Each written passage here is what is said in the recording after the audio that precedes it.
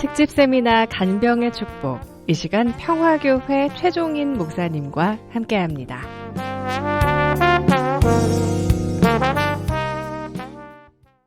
여러분, 저는 간병의 축복 이런 주제로 여러분들과 함께 말씀을 나누고 있습니다. 자, 우리 사회를 보면 모던 사회에서 포스트 모던 사회로 발전해 왔습니다. 그러다가 최근에 예상치 못한 코로나 팬데믹의 영향으로 우리는 포스트 코로나 시대를 살고 있습니다. 그러나 앞으로는 간병 사회로 가리라고 예상하고 있습니다. 왜냐하면 고령 인구의 폭발적인 증가 때문입니다. 현재 아마 추세라면 한국이 초고령 사회에 진입하는 시점은 2025년입니다. 이후에 2030년이 되면 25%, 그러니까 전 국민의 4분의 1이 고령자가 됩니다. 그리고 2050년이 되면 약 40%, 절반이 조금 못 미치는 인구가 고령 인구가 되죠. 이것처럼 앞으로 고령화가 크게 늘어날 때 한 번도 겪어보지 못한 인구 쇼크, 노년의 쇼크가 눈앞에 현실로 다가오게 될 것입니다. 급속한 고령화로 인해서 사회 문제가 다양하지만 그중에 가장 가까우면서도 민감한 문제는 간병으로 인한 가정의 문제가 될 겁니다. 노인을 모신 가정에서 간병 부담이 얼마나 깊고 큰 충격을 주는지는 당해본 사람이 아니면 알 수가 없습니다. 그래서 성도들 가운데는 부모나 혹은 배우자 간병을 예상하고 요양보호사 자격을 취득한 분들이 많습니다. 그나마 다행이지만 어떤 이들은 전혀 준비 없이 갑자기 간병인이 되는 사람도 있습니다. 집에서 부모님을 모신다든지 아니면 가까운 요양원에 모시고 있으면서 돌보는 가족들도 있습니다. 사고나 질병으로 인해서 안타깝지만 배우자뿐만 아니라 자녀들을 간병하는 성도들도 있습니다. 교회는 그런 간병 가정을 기억하고 격려를 아끼지 말아야 됩니다. 그래서 간병인을 지원하고 축복하는 간병 사역을 구상하고 대비해야 하는 것입니다.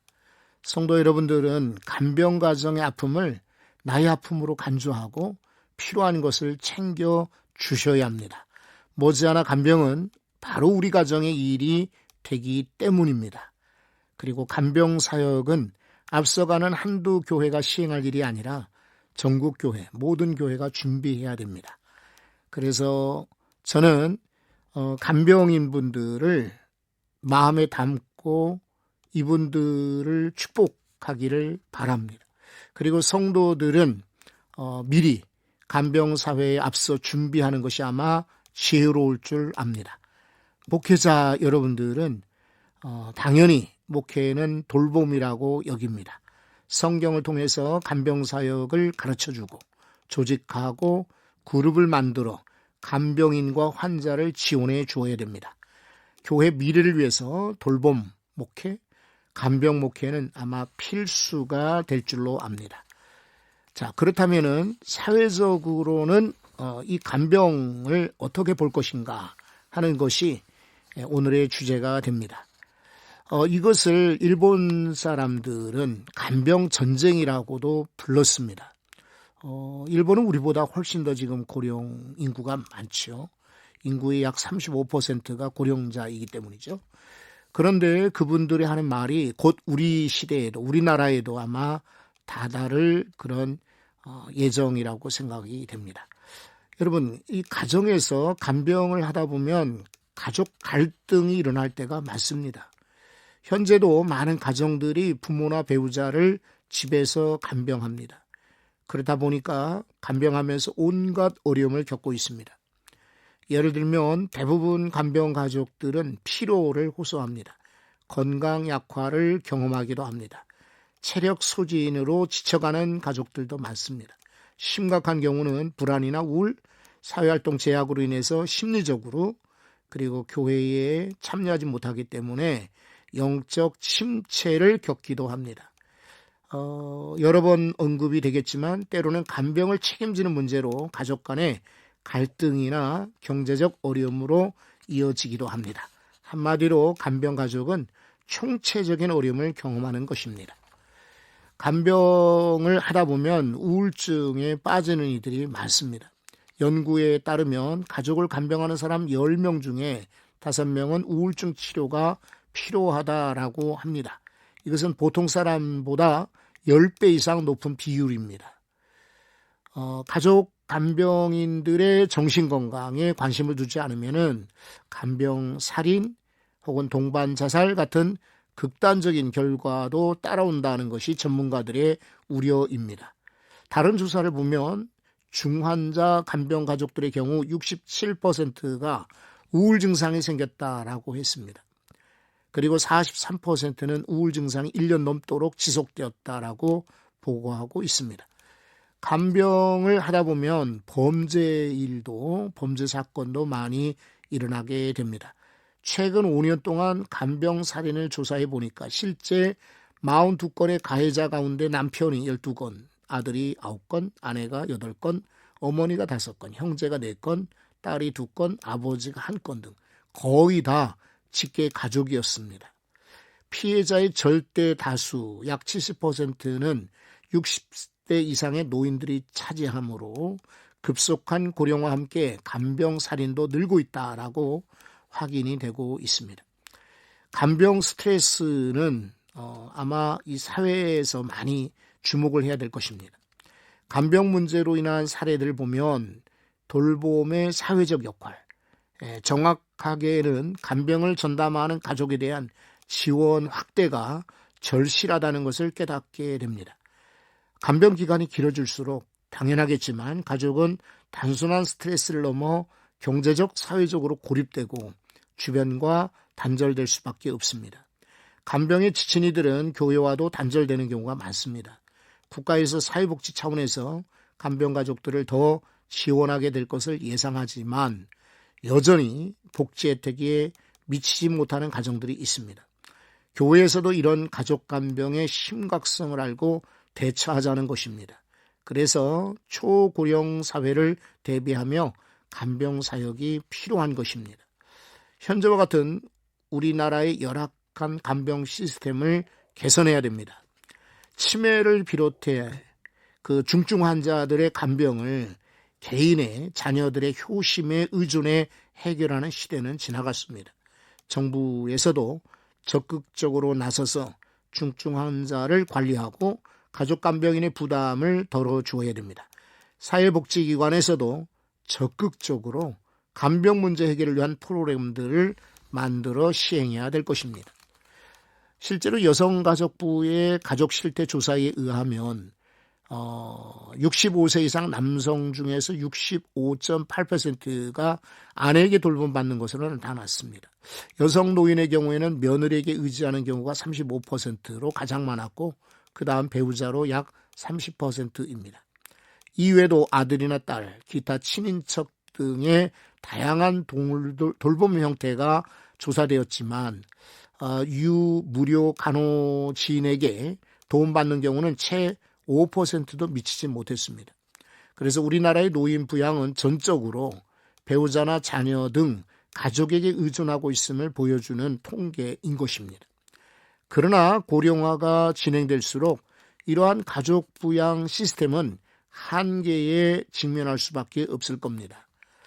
실제로 서울시에서 9988 어르신 프로젝트의 일환으로 조사를 한 것을 보면 부양가족의 평균 연령이 63.6세였습니다.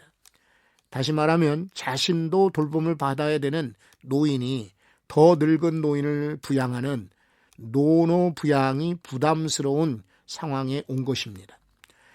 그래서 가족 중 누군가의 간병이 대상이 되면 문제는 그 가정의 중산층이랄지라도 빈곤층으로 몰락하는 사례도 늘고 있습니다. 간병을 하다 보면 아무래도 탈진에 이르게 되는 것입니다. 번아웃. 자, 이 간병하는 일은 정말 보람스러운 일이지만 자신의 삶은 사실은 챙기기가 어렵습니다. 물론 최근에 돌봄이나 간병으로 인한 간병인 탈진 혹은 사고나 범죄가 늘고 있어서 경계심을 많이 갖게 합니다. 간병과 같은 돌봄은 상상을 초월할 정도의 스트레스를 주는 일입니다. 신체적으로도 쉽게 피로하도록 만들고 심리적으로도 금방 포기하고 싶어집니다. 하루에 몇 번씩 쉬고 싶다, 포기하고 싶다는 마음이 드는 것이 간병입니다. 간병인들이 호소하는 가장 정신적인 문제 가운데 큰 문제는 고립감입니다. 누군가를 돌본다, 이렇게 여기 집중하다 보면 나의 생각이나 나의 행복, 나의 건강, 나의 취미, 모든 것은 놓칠 수밖에 없습니다. 그래서 간병 탈진이 쉽게 오는 것입니다. 간병하는 과정에서 무엇보다 가족들이 평화를 이루어야 됩니다. 평안했던 가정이 부모의 간병 문제로 갈라선다든지 형제 간의 다툼이 증가되는 경우가 많습니다. 그래서 방송을 듣는 크리스찬 간병인들은 형제 자매들이나 다른 가족들과 평화를 이루는 사람이 되어야 할 것입니다. 여러분, 이 가족 간병을 위해서는 간병에 대한 이해가 필요합니다. 가족 간병인이 매우 중요합니다. 이 미국의 전 대통령이었던 카터 대통령의 부인이 노잘린 카터입니다. 이분이 하는 말이 있습니다. 이 세상에는 간병인이었던 사람, 그리고 현재 간병인인 사람, 앞으로 간병인이 될 사람, 그리고 간병인이 필요한 사람, 이렇게 네 종류의 사람이 있다라고 했는데 맞습니다.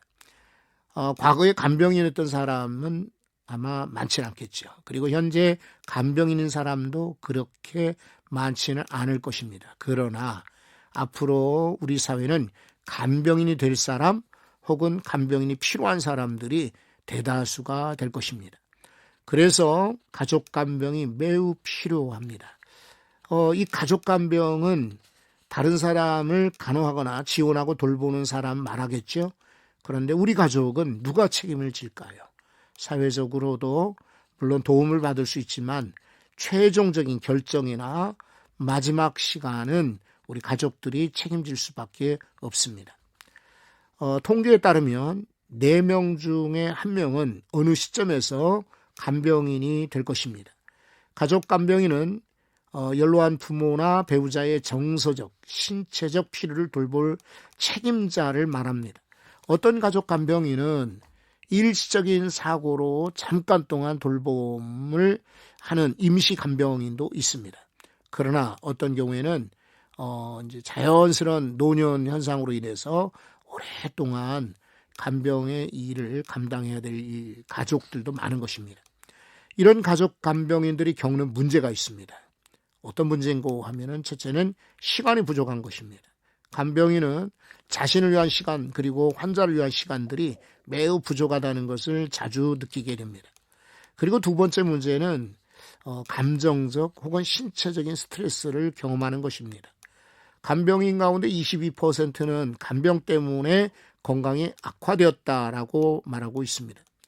치매나 알츠하이머 병과 같은 만성질환을 돌보는 것은 가장 정서적인 스트레스를 유발하는 것 보입니다. 간병 때문에 환자를 들어올린다든지 이동성을 돕는 일을 할 때는 육체적으로 부담이 될 수가 있습니다. 세 번째 문제는 개인 사생활 보호가 안 되는 겁니다. 작은 공간에서 가족을 돌보는 일 때문에 프라이버시가 부족하다고 느끼는 경우가 많습니다. 끊임없는 돌봄 속에서 자기만의 시간을 갖는 것은 정말 어렵기 때문입니다. 그리고 네 번째, 재정적 부담입니다. 대부분의 가족 간병인은 무급으로 일하기 때문에 특히나 간병인이 되다 보면은 유급 그런 일터에서 아무래도 소외되겠죠. 그러다 보면 재정적 부담을 느끼게 되는 것입니다. 다섯 번째는 수면 부족이 문제가 됩니다.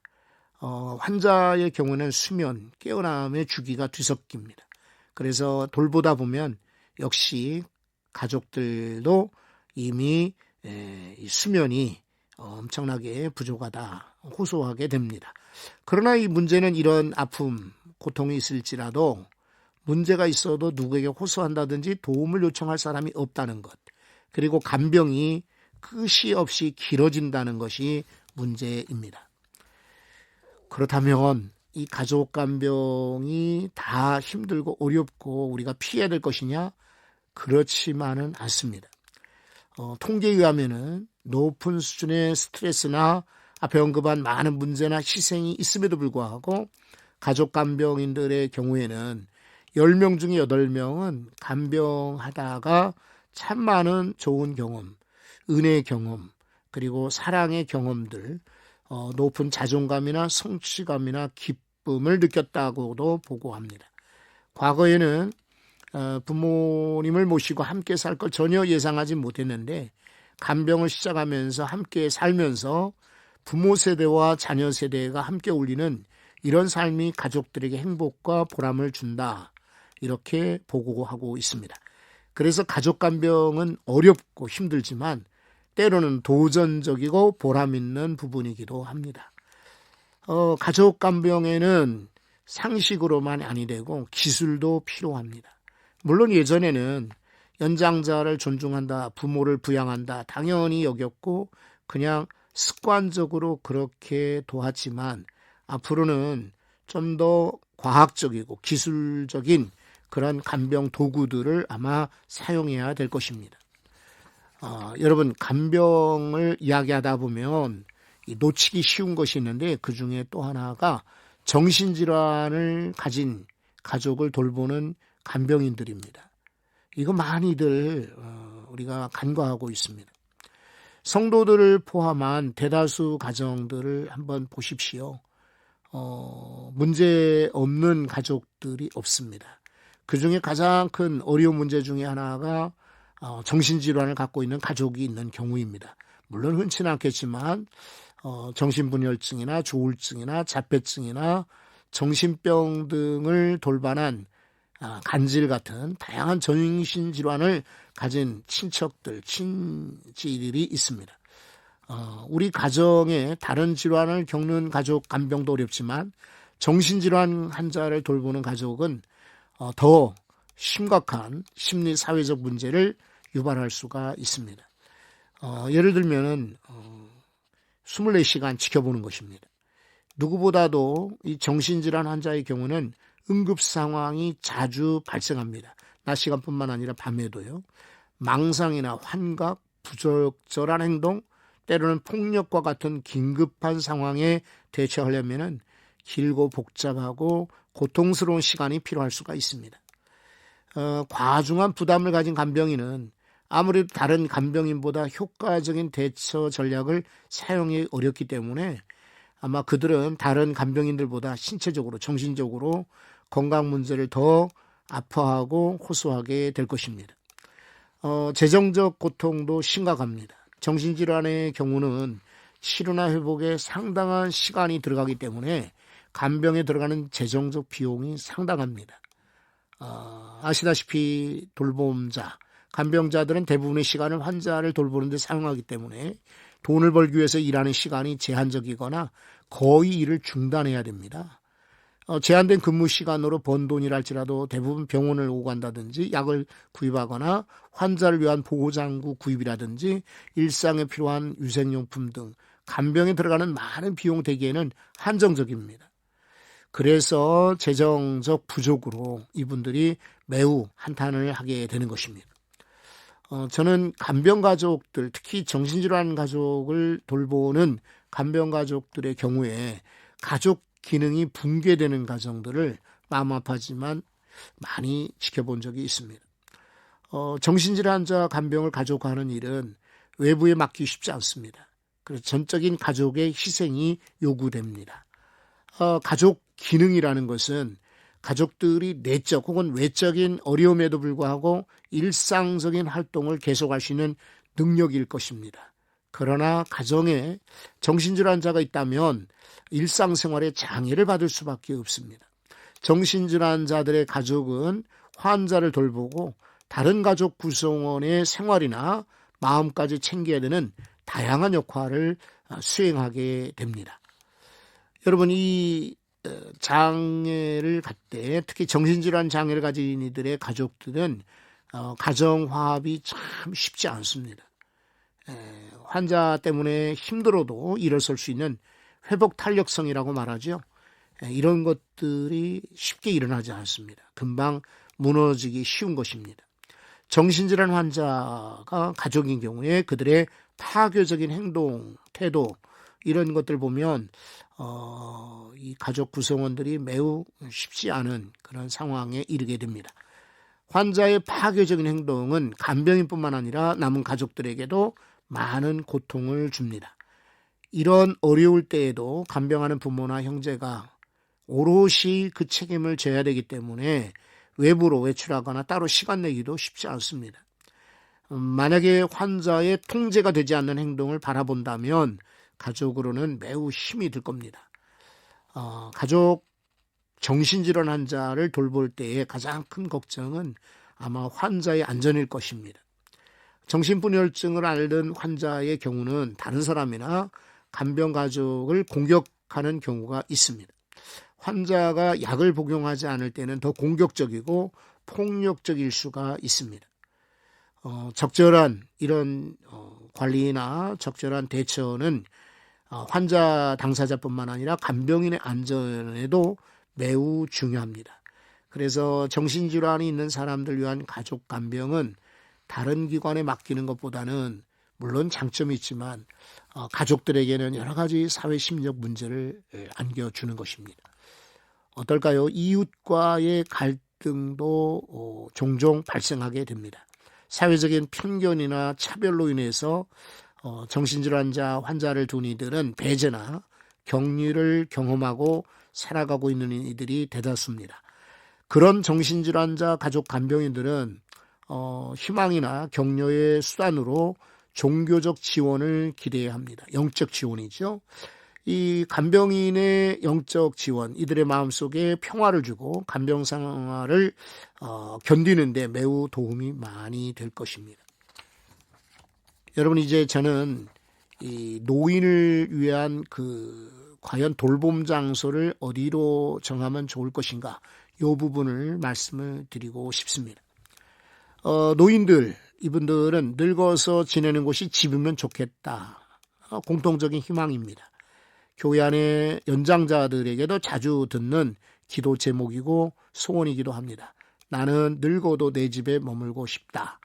집에서 늙고 그 자리에서 누워 잠자다가 하늘나라 가고 싶다. 그러나 현실적으로는 매우 어렵습니다. 노인의 식사나 위생, 정서를 돌보거나 안전을 돌보는 일, 건강 등을 누가 어떻게 지속적이고 종합적으로 돌볼 것인가, 이거 문제가 되기 때문입니다. 그리고 생계 격정이 전혀 없이 집에서 노인 돌봄에만 전념하는 가족들 매우 드뭅니다. 그리고 집이 노인 시설보다 무조건 낫다는 보장도 없습니다.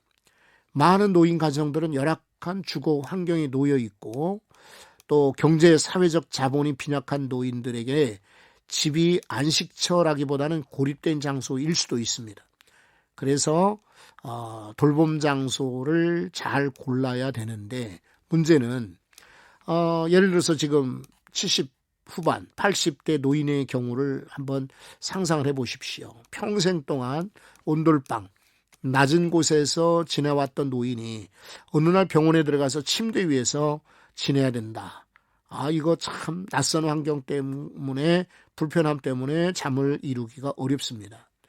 그리고 병원에 들어간다는 그 자체가 자신의 몸 혹은 집에 축적된 많은 관계망들의 상실을 의미한다. 이것은 노인에게 한 특이한 사건이 되는 것입니다. 그래서 노인분들은 시설에 들어가 죽음을 기다리는 것을 매우 싫어합니다.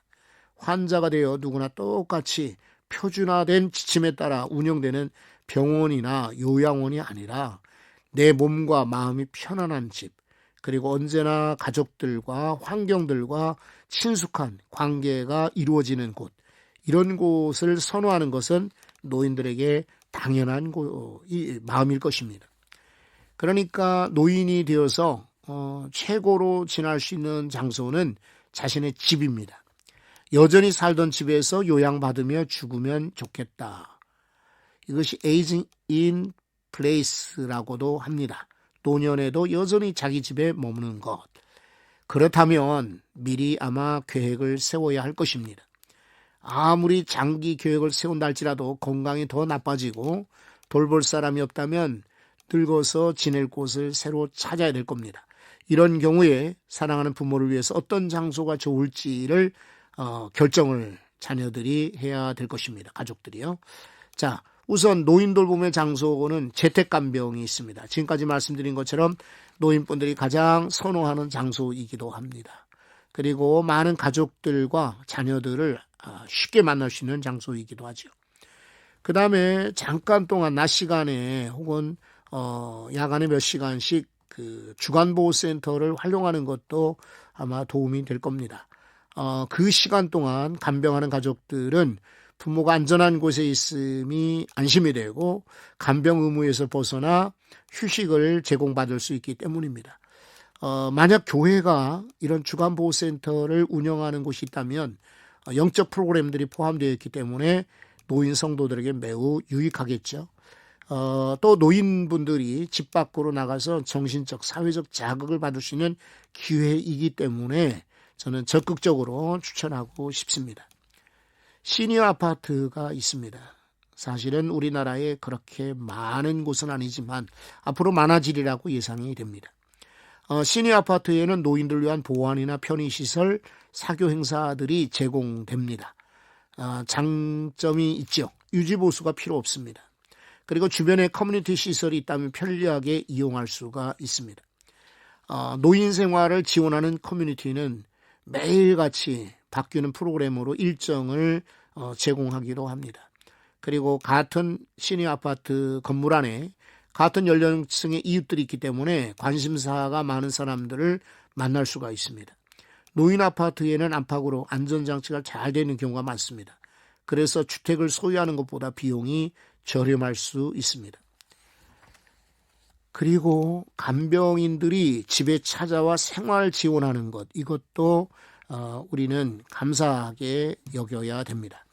요양보호사들이 찾아와 재택생활을 지원해주는 프로그램, 많은 가정에서 채택하고 있습니다. 노인 가정에서 인기 있는 선택이고 그럴 만한 이유가 있습니다. 문제는 좋은 요양보호사를 만날 수 있다면 이것은 매우 다행인 일입니다.